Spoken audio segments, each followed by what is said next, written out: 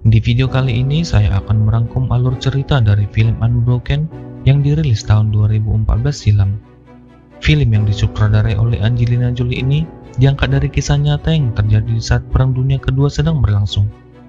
Berkisah tentang seorang atlet lari olimpiade yang menjadi seorang tentara dan perjuangannya untuk bisa bertahan hidup di saat perang sedang berlangsung. Bagaimana kisahnya? Ikuti terus video ini. Di awal film kita akan diperlihatkan dengan sekelompok pesawat pengebom Amerika Serikat yang sedang melakukan misi pengeboman. Di saat melakukan misinya, pesawat musuh datang dan terjadi pertempuran di antara mereka. Di dalam salah satu pesawat kita akan diperkenalkan dengan seorang Louis Zamperini. Dia adalah seorang kru di pesawat pengebom itu yang bernama The Green Hornet. Karena pertempuran itu, dua kru The Green Hornet tewas terkena tembakan dari pesawat musuh. Kemudian scene berganti ke beberapa tahun sebelumnya. Kita akan diperlihatkan dengan sosok Louis remaja bersama dengan keluarganya. Louis berasal dari keluarga Italia Amerika yang cukup religius. Louis mempunyai seorang kakak laki-laki dan adik perempuan. Berbanding terbalik dengan keluarganya, Louis justru tumbuh menjadi seorang anak yang suka mencuri dan berbuat masalah. Dia juga suka meminum minuman keras. Anak-anak di sekitarnya juga tidak menyukainya karena dia adalah seorang keturunan imigran Italia. Tak jarang juga dia mendapat hukuman dari ayahnya karena kelakuannya. Di suatu hari, Louis menyelinap ke bawah tribun penonton untuk menonton kakaknya Pete yang sedang berlatih di arena lari. Pete sendiri adalah seorang atlet lari. Di bawah tribun penonton, dia meminum minuman keras sembari mengintip pakaian dalam wanita yang duduk di atasnya. Tetapi beberapa saat kemudian Louis ketahuan. Dia pun lari sekencangnya sambil melompati pagar-pagar arena di lintasan. Pete dan pelari lain pun hanya bisa terdiam melihat kelakuan adiknya. Keesokan harinya, Pete lalu mulai melatih Louis untuk menjadi atlet lari seperti dirinya. Dia melihat kemampuan yang dimiliki adiknya sewaktu di lintasan sebelumnya. Awalnya Louis ragu kalau dia bisa menjadi seorang atlet. Tapi Pete meyakinkannya dan memberikan motivasi kepada Louis.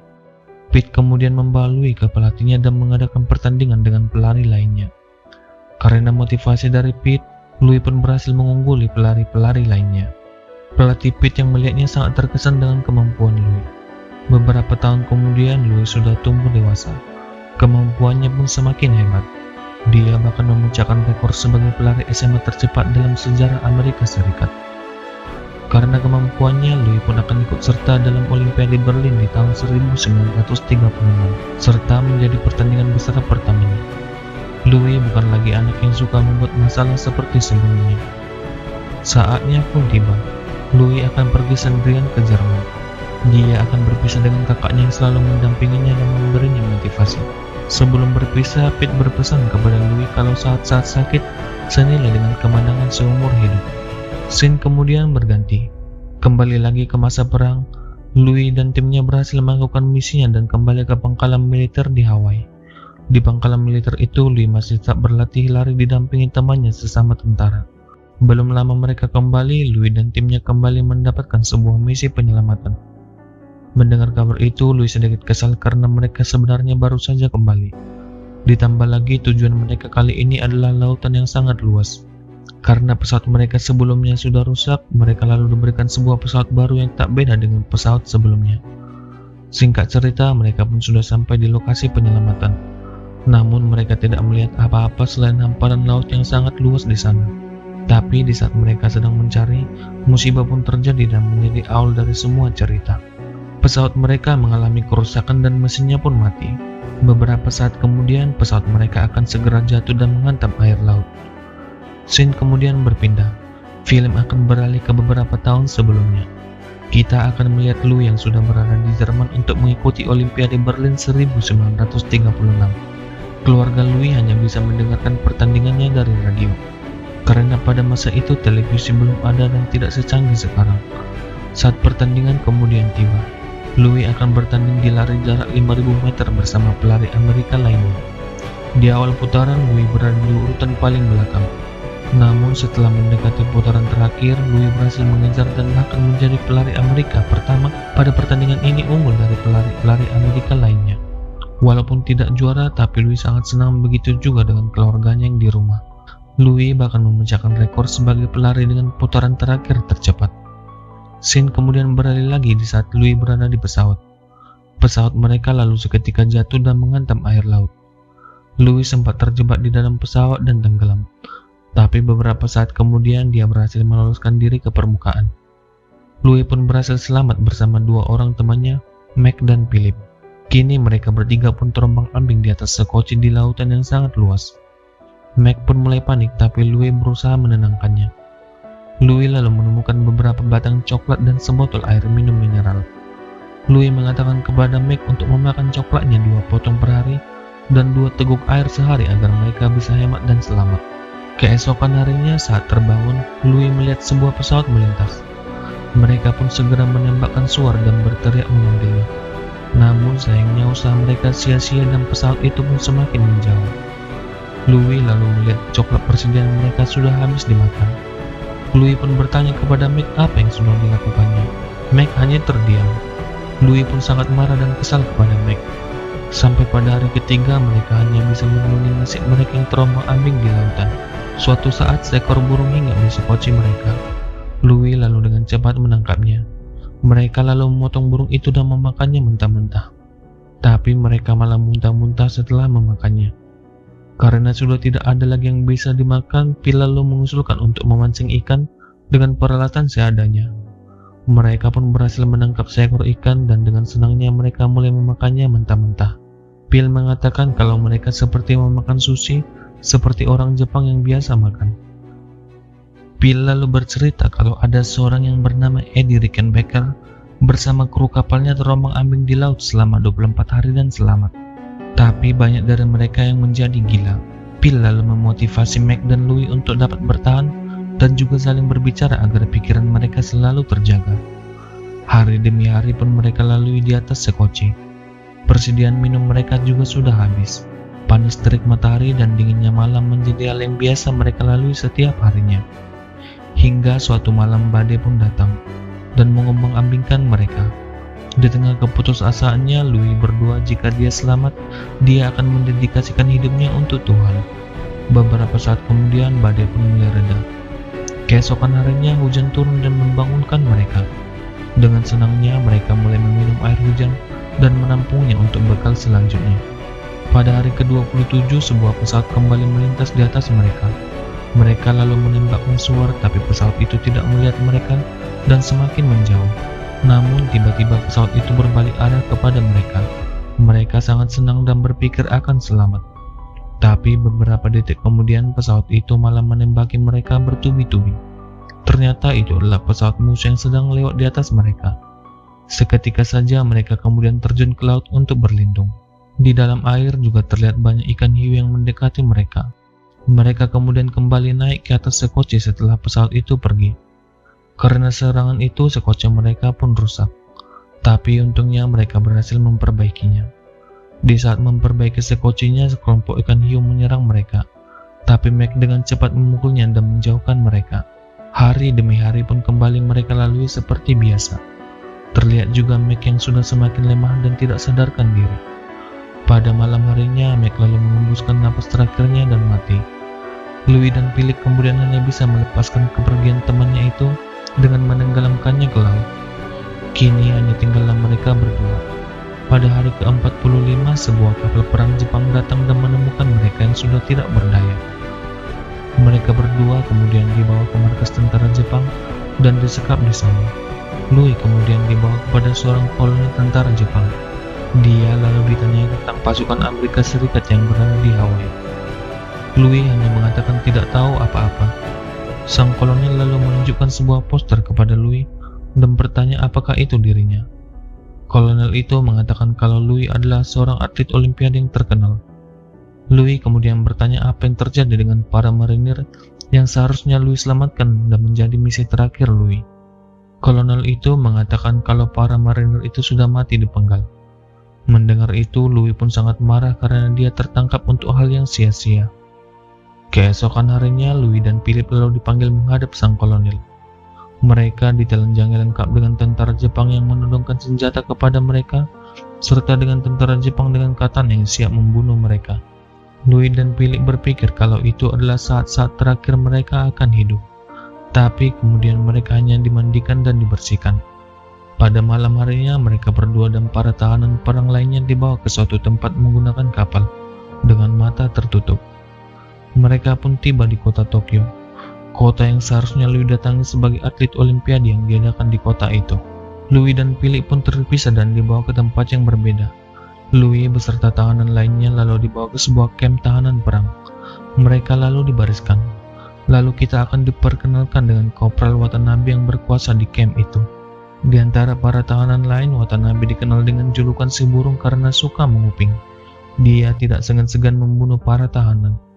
Di saat Watanabe berbicara kepada mereka, Louis menatapnya. Watanabe lalu mendatangi Louis dan memukulnya dengan pedang tongkatnya karena sudah berani menatapnya secara langsung. Pada malam harinya, Louis dibawa ke barak para tahanan. Di sana, dia berkenalan dengan beberapa tahanan lainnya. Salah satunya adalah Fitzgerald dan Tom Miller yang menjadi komandan di barak itu. Ternyata di antara para tahanan banyak yang menjadi tentara karena keadaan yang memaksa, seperti seorang penyanyi opera dan seorang chef. Watanabe kemudian mengetahui kalau Louis dulunya adalah seorang atlet lari olimpiade. Watanabe lalu menyuruh Louis untuk berlomba lari dengan salah satu tentara Jepang. Namun apa daya, Louis yang sudah tidak berdaya tidak lagi mempunyai kekuatan untuk berlari. Dia pun kalah. Watanabe kembali lagi mengajarnya. Tahanan lain hanya bisa terdiam melihatnya. Saat di barak, Louis melihat beberapa tahanan lain saling mengirimkan pesan singkat secara diam-diam. Louis lalu bertanya kepada Fitzgerald. Dia lalu mengatakan kalau mereka sedang memantaukan tempat itu dan membaca informasi yang didapat dari luar. Fitzgerald juga berkata kalau pasukan sekutu sudah mulai mendekat. Louis yang mendengarnya pun sedikit senang karena mengetahui ada sedikit harapan untuk mereka. Hari-hari pun mereka lalu bekerja sebagai tahanan perang. Di sela-sela kegiatannya, mereka saling mengirimkan pesan satu sama lain.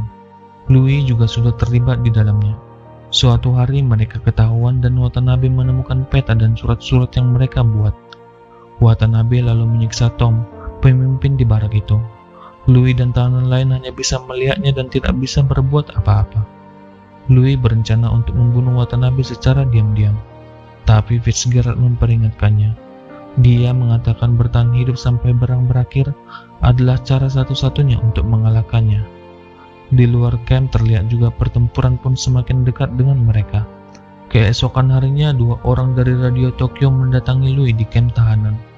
Mereka mengatakan kalau di Amerika Louis sudah dinyatakan mati. Radio Tokyo mempunyai program yang bernama Postman Call yang mencakup seluruh dunia.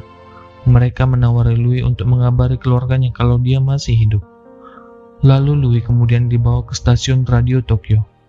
Di stasiun radio, Louis pun mulai berbicara dan mengabari kepada keluarganya kalau dia masih hidup. Di sisi lain, berita mengenai Louis pun sampai kepada pihak kakaknya dan juga kepada orang tuanya. Mereka tak kuasa menahan tangis ketika mengetahui anak mereka menjadi tahanan perang. Selama di Tokyo, Louis diberikan makan dan pelayanan yang baik. Beberapa saat kemudian, Louis kembali diperbolehkan bicara di radio. Tapi kali ini dia disuruh mengatakan kata-kata yang sudah ditulis oleh pihak radio, dengan kata-kata propaganda dan kebohongan tentang Amerika.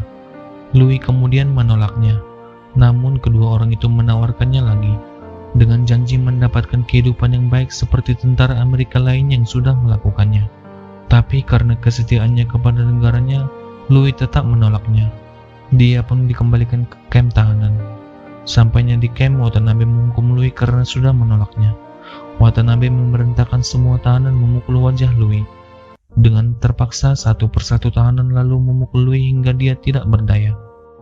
Singkat cerita, Watanabe akhirnya mendapat promosi dan pindah ke kamp tahanan lain. Louis dan tahanan lain pun tetap menjalani hari-harinya seperti biasa.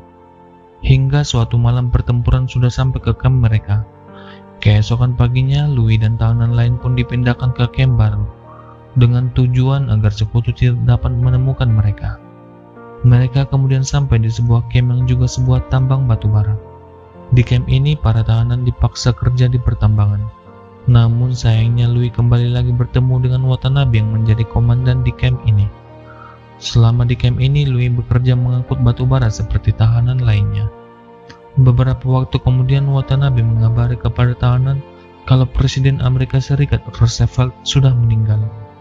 Mendengar kabar itu, semakin pupuslah harapan para tahanan untuk mendapat kebebasan. Suatu saat ketika sedang mengangkat batu bara, Louis didorong oleh seorang tentara Jepang hingga terjatuh dan kakinya pun patah. Karena sudah tidak bisa berjalan dan bekerja, Louis kemudian dibawa menghadap Watanabe. Watanabe lalu menghukum Louis dengan memerintahkannya untuk mengangkat sebuah balok kayu besar sebagai hukumannya. Kalau terjatuh, Louis pun akan segera ditembak. Teman-teman tahanan Louis hanya bisa melihat dan berharap Louis bertahan. Dengan semangat dan kegigihannya, Louis mampu bertahan sambil memendangi Watanabe di depannya. Watanabe yang melihat perjuangan Louis marah dan memukuli Louis hingga tak sadarkan diri. Beberapa waktu kemudian, para tahanan dikabari kalau perang sudah hampir berakhir. Mereka lalu dibawa mandi ke sungai Hokura. Louis dan para tahanan lain berpikir kalau ini adalah akhir hidup dari mereka. Mereka berpikir kalau perang berakhir, tentara Jepang akan segera mengeksekusi mereka semua. Tapi sesampainya mereka di sungai Hokura, tanpa diduga sebuah pesawat sekutu melintas dan berhasil menemukan mereka. Perang juga sudah berakhir. Kebahagiaan pun mereka luapkan. Mereka pun dijatuhi bekal makanan dan surat kabar yang berisikan kemenangan sekutu dan kekalahan dari Jepang. Tentara Jepang yang berada di camp itu kemudian pergi karena mereka mengetahui mereka sudah kalah. Louis lalu mendatangi kamar Watanabe. Di sana dia melihat foto kecil Watanabe bersama dengan ayahnya. Singkat cerita, Louis kembali ke Amerika Serikat. Dia akhirnya bertemu dengan keluarganya dan akhirnya bisa berkumpul kembali. Dan film pun berakhir. Pada tahun 1946, Louis menikahi pacarnya Cynthia Applewhite. Phil, temannya yang selamat di atas sekoci, juga selamat dan menikah. Mereka berdua tetap bersahabat setelah perang berakhir. Watanabe atau si burung bersembunyi beberapa tahun sebagai penjahat perang. Tapi kemudian dia diberikan amnesti oleh Amerika Serikat sebagai upaya perdamaian dengan Jepang. Beberapa tahun kemudian, Louis pun menepati janjinya menjadi pelayan Tuan karena sudah menyelamatkan nyawanya. Seperti yang dia katakan saat berada di laut, Louis juga sudah memaafkan Watanabe. Setelah beberapa tahun, Louis pergi ke Jepang, kembali ke kamp tahanannya dan ingin berdamai dengan Watanabe. Tapi Watanabe menolaknya. Pada usia 80 tahun, Louis mewujudkan mimpi masa mudanya dan berlari lagi di Olimpiade. Tapi kali ini dia berlari sebagai pembawa obor di Olimpiade Jepang tahun 1998. Demikian kisah hidup seorang Louis Jumper ini. Banyak pelajaran hidup yang bisa kita ambil dari kisah panjang kehidupannya, di mana ikhlas dan memaafkan adalah sedikit dari banyak pelajaran yang diperlihatkan oleh seorang Louis Jumper ini. Oke teman-teman, sampai di sini video kita kali ini. Kalau kalian suka dengan channel ini, kalian bisa dukung channel ini dengan cara subscribe, like, dan juga komen film yang kalian suka. Sampai jumpa di video selanjutnya.